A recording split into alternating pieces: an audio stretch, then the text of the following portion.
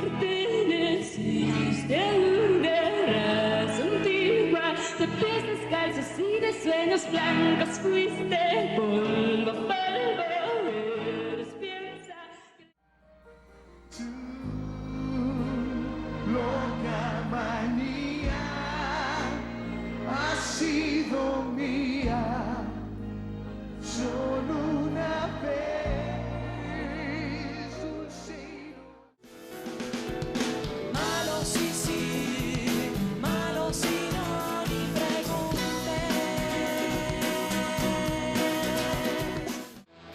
Someday you will find me caught beneath the landslide in the shadow sleeping over the sky.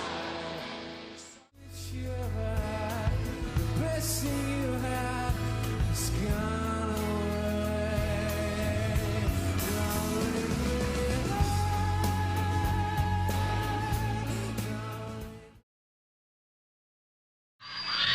Bueno, la próxima canción es una canción que representa un renacer para nosotros artístico y espiritual.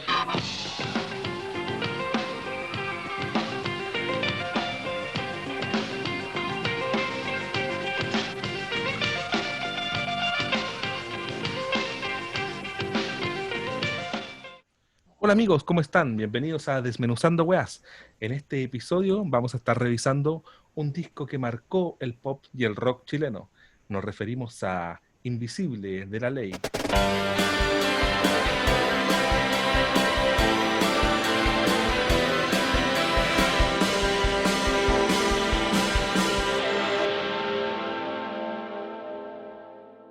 Estamos en un nuevo episodio de nuestra sección Desmenuzando Weas.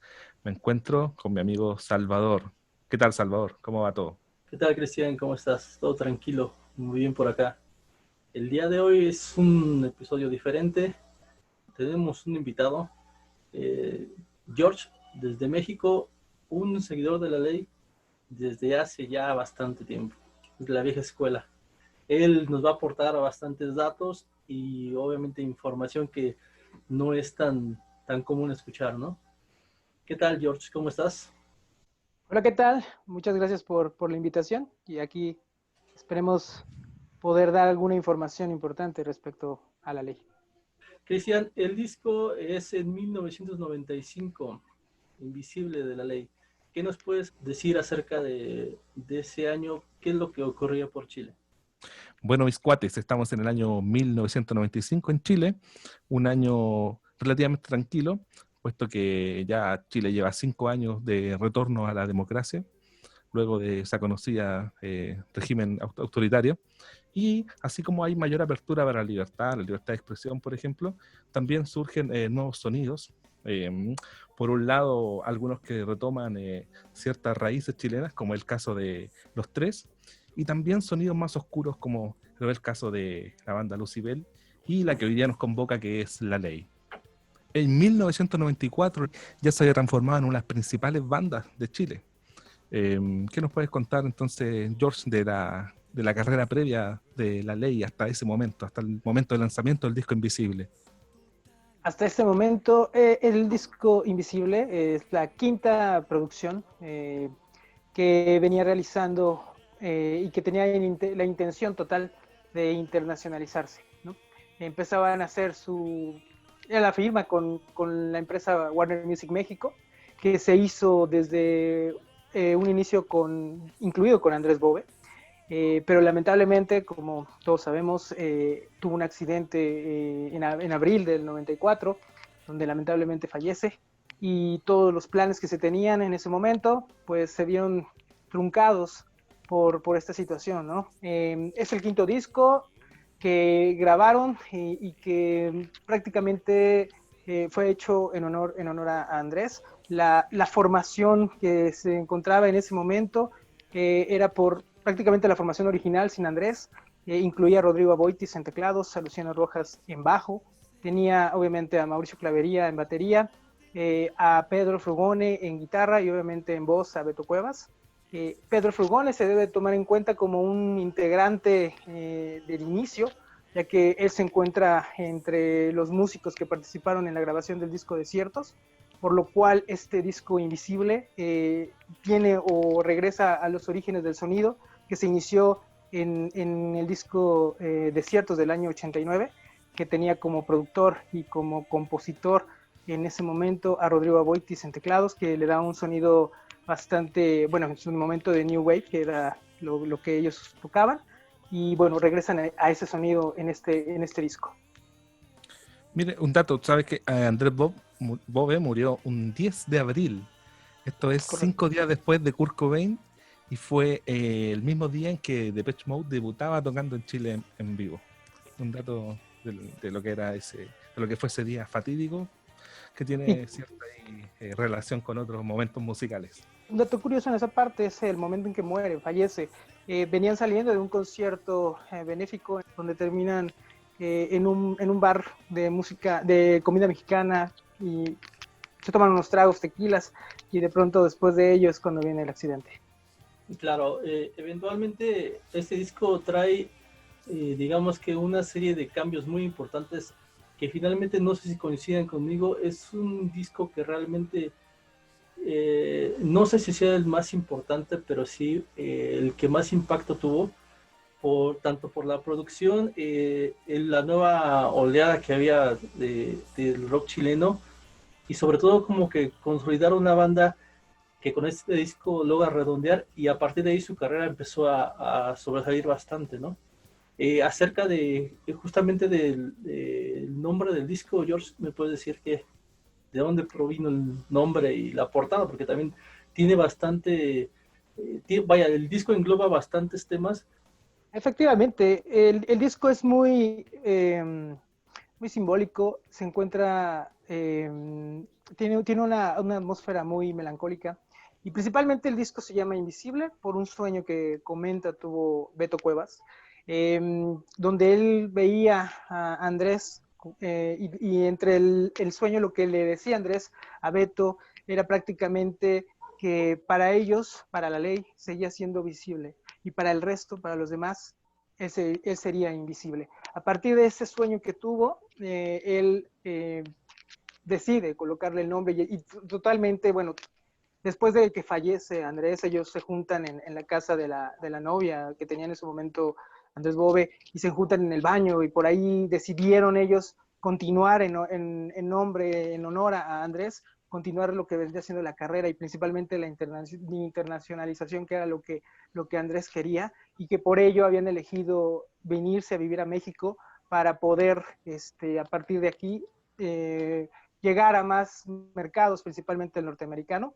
Pero bueno, el nombre precisamente viene de ese sueño, y igualmente la portada. En la portada podemos ver que son unas manos que formando un tipo como de plegaria o haciendo algún rezo, no lo sé.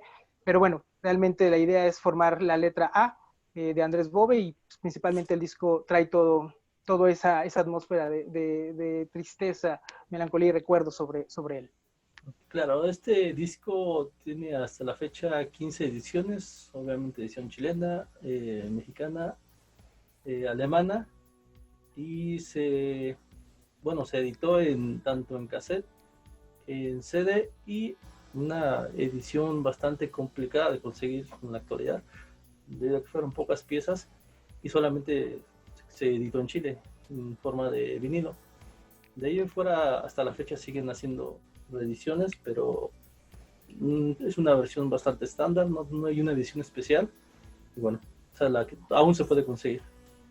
Muy bien. Hemos tenido una breve contextualización de la banda, de la historia, bueno, del contexto en el que se lanza, de la producción del disco, de los datos del concepto del álbum, de lo que lo inspira, podríamos decir, que tiene relación con el fallecimiento de Andrés Bove. Es hora ya de entrar en el tracklist, en la lista de canciones de este álbum, ¿o hay algo más que aportar?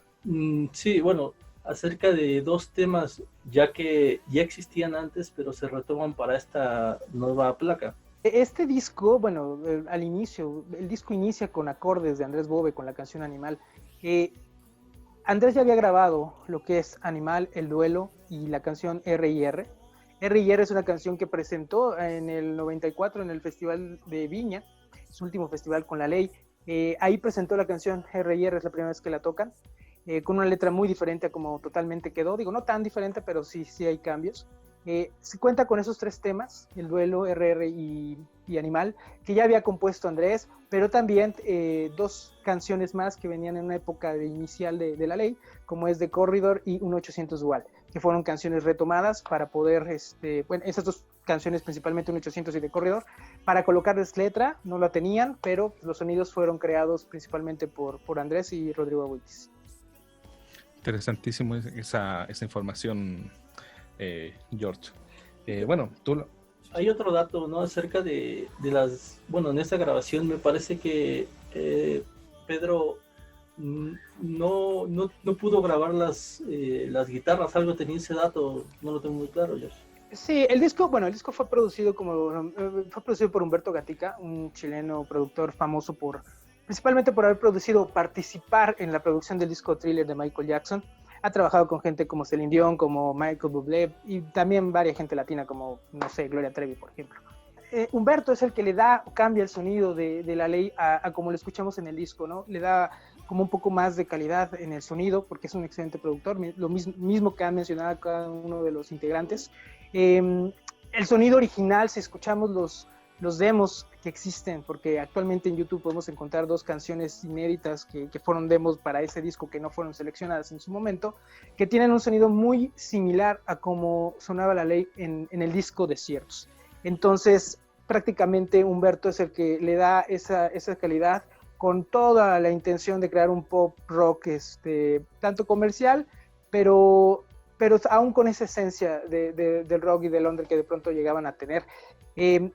Trabajando con Humberto es una persona que lo mismo lo comenta Pedro, en algún momento lo menciona, que es una persona que está acostumbrada a trabajar con gente solista, no tanto con grupos. Y él está acostumbrado a tener guitarristas de sesión, ¿no? Y ahí hubo una trifulca, unos malentendidos que tuvo Pedro Frugón en ese momento con Humberto. Y hay 2 canciones que no grabó él en este disco, que es la de R&R y 1800 Dual. Son 2 canciones que fueron grabadas, no recuerdo el nombre del músico, pero fue grabadas por un músico de sesión que tenía hoy Humberto. De pronto hizo un drama a Pedro y se salió de la producción en ese momento. Me imagino que el tema de guitarrista era un tema, bueno, sensible todavía a esas alturas para la banda, ¿no? Sí, eso fue lo que provocó que muchos pensaran que la banda se acabara y bueno, el disco parte con la canción llamada Animal, ¿ya? No confundir como si uno a veces lo dice rápido, dice canción Animal. No, claro. Parte con el track número 1 llamado Animal. Esa canción Animal prácticamente inicia y es parte de todo este misticismo del disco, ¿no? Inicia con los acordes de Andrés, esos acordes iniciales, esa secuencia que hoy día quien la toque, ya sea Diacero o el mismo Beto Cuevas como solista, suenan esos acordes como base, ¿no? Es una canción que él fue de las últimas, esa canción la tocaron en el Estadio Nacional, no me acuerdo dónde fue el concierto fue una de las últimas canciones que tocó Andrés en vivo y es una canción que habla pues prácticamente, pues es una manera de hablar sobre amor, bueno, yo le veo ese significado, pero tiene un tono un poco oscuro, un rockero que le da esa esencia de lo que en ese momento para mí era la ley. Es una cosa media sensual también, por decirlo de alguna forma, ¿no? Sí, así como un lento bailable, no sé, como... ¿Sí?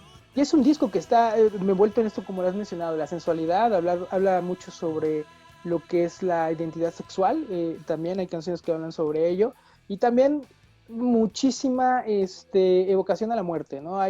Las letras hablan mucho sobre lo que puede pasar más allá.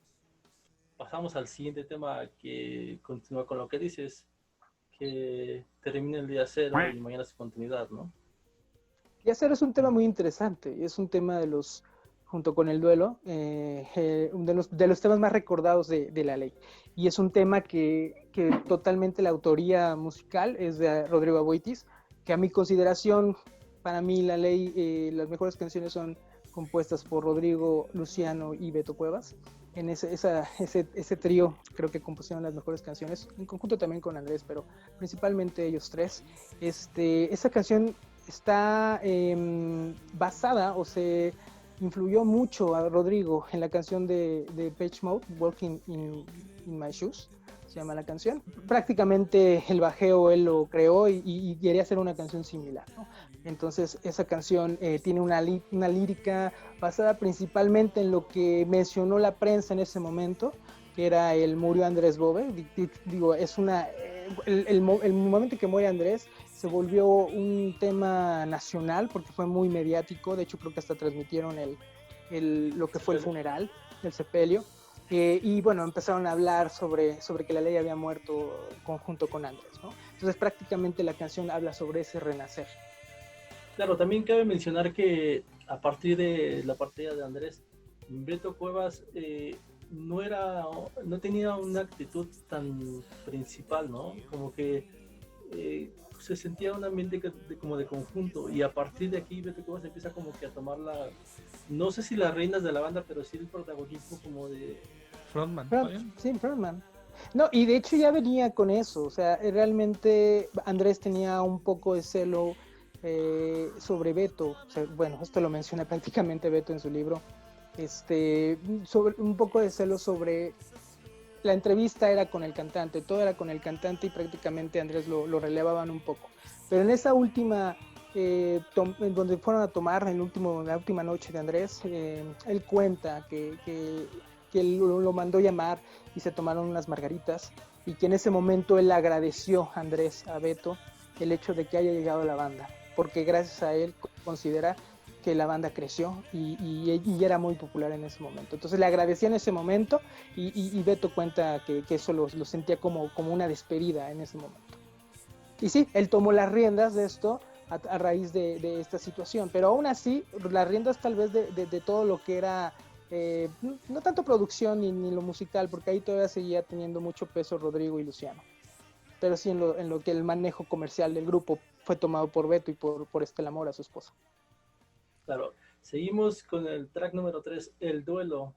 Si no mal recuerdo, tendría que ser uno de los temas más conocidos del grupo, y que finalmente creo, bueno, al menos acá en México se hizo bastante famoso. ¿Será acaso, claro, el tema más conocido de la ley? ¿O el más famoso, el más popular? Claro, Lo sé. Depende, ¿no? ¿No? Pero En pregunto. México, en el año 95, en la revista TV y Novelas colocó al Duelo como la canción más sonada en el año 95 en México. Pero no sé en Chile, ¿qué tanto sonó esa canción? Porque yo siento que en Chile creo que fue más famosas las canciones iniciales como Tejedores, como Doble Puesto.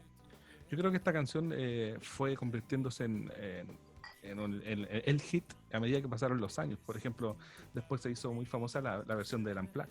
Podríamos decir, ese como conversábamos con Salvador, como de música ligera de Soda Stereo, como que podríamos asimilar al Duelo de la ley, el tema que se toca en muchos lados, se toca en los colegios, eso. Tema número 4, el track número 4 del disco, es un tema con sabor a ulala, francés, señor, es Deuxième fois. Deuxième fois es una de las canciones que a mi parecer pondría en el top 5 de las mejores canciones de la ley.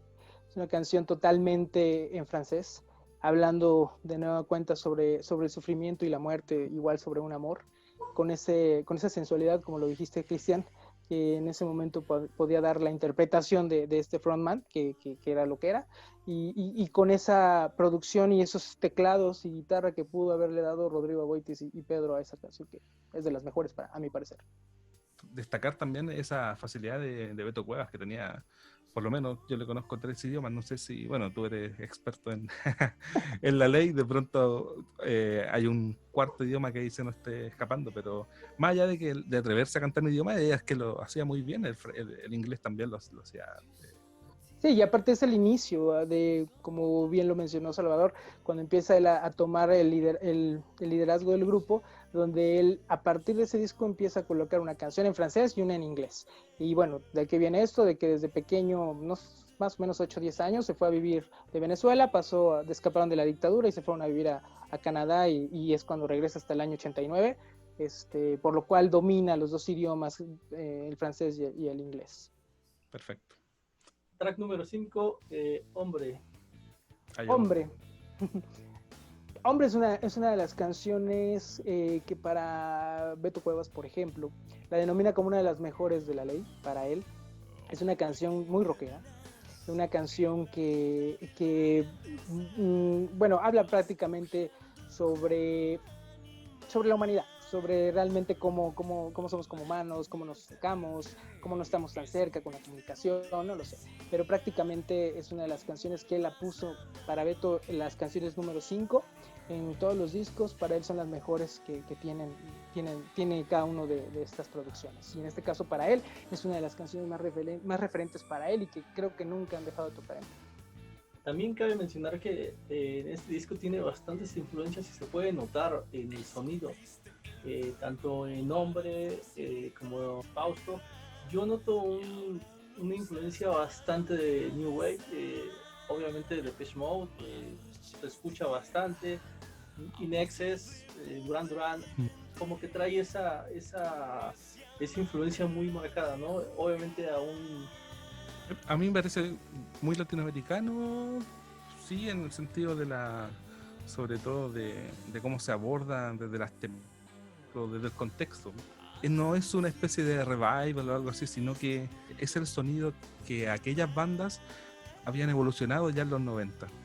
Ese paso que tú comentas de cambiar los 80 a los 90 es como una especie de transición, ¿no? Aquí estamos en el año 95, en donde ya hay una identidad de sonido, que es justamente la que se refleja bastante en el disco, ¿no? El track número 6 entonces, R&R, que ya nos decía George que, bueno, la guitarra de este tema no fueron grabadas por el guitarrista oficial de la ley. Efectivamente, no fue grabada por él, fue grabada por el músico de sesión que se encontraba en ese momento. Y es una canción escrita por Beto Cuevas que él en su momento, cuando la cantaron, la cantó y la tocaron en el 94 con la formación original que era Andrés Bobe, Luciano y Mauricio, la tomó como una predicción o un presagio que después de la muerte de Andrés podría tomarse como tal, ya que la canción o la letra habla prácticamente sobre alguien que fallece y no se ha dado cuenta que lo está, ¿no? Entonces prácticamente esa canción él la toma como muy premonitoria de lo que iba a suceder. Y la canción pues, prácticamente se llama Rock and Roll y es muy, muy rockera, muy movida. El track número 7 entonces viene a ser el que le da el nombre al álbum y es obviamente Invisible. Invisible, totalmente dedicada a Andrés, habla prácticamente sobre aquel sueño que tuvo Beto. Es una canción más tranquila, de hecho a mi parecer es de las canciones no tan memorables de esta producción, pero bueno, sigue teniendo ese mood que el disco engloba, porque el disco lo puedes escuchar, bueno, a mi parecer, lo puedes escuchar de la 1 a la 12 y es difícil que alguna te aburra, pero yo creo que es de las más... es la que te saltas cuando lo escuchas, ¿no? Podría saltarme esa sin problema. El track número 8 lleva este tema que tiene un poco de, ¿cómo llamarlo? No sé si ambigüedad o relación respecto a la sexualidad, que es Fausto. Exactamente, Fausto es una canción muy electrónica en ese momento. Una canción muy sensual, yo la considero así. Prácticamente habla sobre homosexualidad, esa que ves es él, ese que ves es ella. El track número 9 entonces, ya entrando en los últimos tracks del disco, es Cielo Market. Que tiene un video muy muy producido, bastante producido, de los mejores videos que yo le he visto a la ley, y es una canción tan que recuerda o que emula todo lo que ellos vivieron respecto a la prensa. Se sentían atacados, la ley en ese momento, ellos se sintieron cuando se vinieron a México, los empezaron a considerar tanto la prensa como la gente como un grupo que ya no pertenecía a ellos por el hecho de haberse movido de base y haber hecho raíces aquí en México. Y bueno, prácticamente habla sobre una crítica a la prensa. Sí, la letra tiene cierto grado de ironía, cosa extraña de ver en una banda que normalmente toma temas como más serias, ¿cierto? Como una banda seria, la ley, no es una banda de... Pero aquí tiene un juego bastante interesante. El track número 10, entonces, es El Rey. El Rey, una canción prácticamente habla de Jesucristo, la segunda venida de Jesús al mundo, ¿no?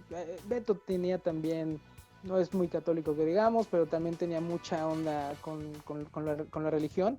Es una canción muy, bueno, para mí me encanta, no sé ustedes si la han escuchado. Particularmente no es de mis favoritos, pero bueno, son esos metales, imagino que son sintetizadores, de pronto podrían haber sido reemplazados por quizá algo más genuinamente electrónico que eso, pienso, ¿no? Pero bueno, son detalles, Claro, son, esos son detalles, sí. son perspectivas, ¿sí o no? Son perspectivas. Lo que a ti te gusta... Las invito a escucharla en vivo. Ya. Claro, de pronto ahí cambia la percepción. El track número 11 de Corridor es uno de los temas que comentábamos que se retomaron. Así es, The Corridor debe ser de aquellos demos cuando ellos tenían sacar un disco en inglés. Esta canción es una dupla totalmente de Cuevas Aboitis en los teclados. Es una canción que habla prácticamente igual sobre la muerte, la despedida, ¿no? Igual el amor, muerte, despedida, que inunda o que abarca todo este disco. Total, hay una emoción muy fuerte en esta canción, una interpretación de Beto que es genial, pero la interpretación también de Rodrigo en el teclado, en el piano, es excelente. Y prácticamente esa es la esencia de La Ley. Para mí, la esencia es Rodrigo Aboitis con Beto. ¿Aló? Ya hemos perdido. Sí. Se fue, como que se fue así. Track número 12, 1800 Dual. Sí, la canción es 1800, que prácticamente evoca a ese tipo de servicios sexuales por teléfono que inundaban en esa época en lo que era de Chile, y habla igual sobre la identidad sexual, ¿no? Sobre la parte de la homosexualidad, y es una canción, es la mejor canción de La Ley, a mi gusto. Porque de La Ley en general. No del disco, de La Ley. No del disco, de La Ley para mí es una de las canciones que tienen pues la participación de todos, el bajeo de Luciano en esa canción, el pedal que hace, o sea, estar tocando ese sonido que se vuelve muy característico, y los teclados que mete para ambiente Rodrigo, creo que lo hacen, no sé, es una canción para mí que redondea totalmente lo que es el sonido de Invisible, prácticamente, y creo que cierra perfectamente un disco que logró las 250,000 copias en México y 150,000 en Chile, y con un disco que hoy día todo el mundo puede recordar a La Ley. Para mí no es el mejor es Vértigo, pero el más comercial y el más conocido por todo el mundo es el disco Invisible, dedicado totalmente a Andrés. Donde quiera que esté. Donde quiera que esté. Bueno, esta canción para mí tiene uno de los sonidos más atmosféricos del disco, ¿no? Y creo que los primeros acordes de la primera canción también lo tienen, y que es como que se redondea esa idea, como que se termina de redondear la idea con la que empieza, y entre medio pasan cosas también bastante entretenidas, y que tienen la particularidad que son discos bastante redondos, que tienen no son discos planos, ¿ya?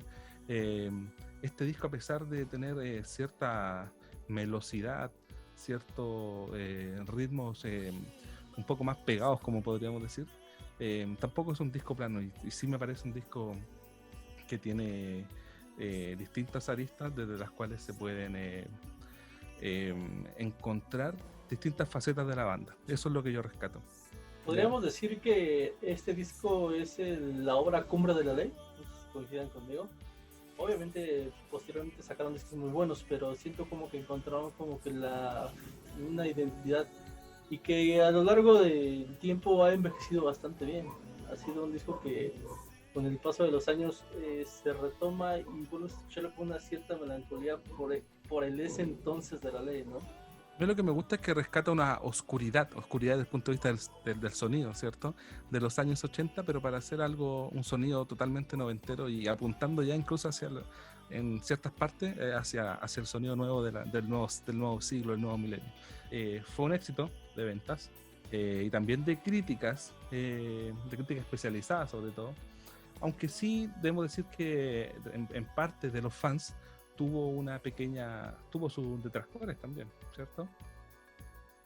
Exacto, pero creo que fue más los detractores en Chile, porque en México este disco fue un boom, La gira más larga o impresionante que ha hecho La Ley fue la gira del disco Invisible, pero creo que parte del hecho del éxito que tuvo en México provocó esos desertores también, que yo creo que no creían tanto en La Ley sin Andrés. Después del éxito de Invisible, pues para mí es como la decadencia de La Ley en formación y también musicalmente, ¿no? Creo no volvió a ser un sonido como Invisible o como Vértigo, y el sonido a partir del disco 1 prácticamente, a pesar de que el disco 1 para mí es un disco muy bueno, porque todavía hay participación de Pedro y de Mauricio en las composiciones, pero a partir de ahí se vuelve totalmente los discos solistas de Beto Cuevas.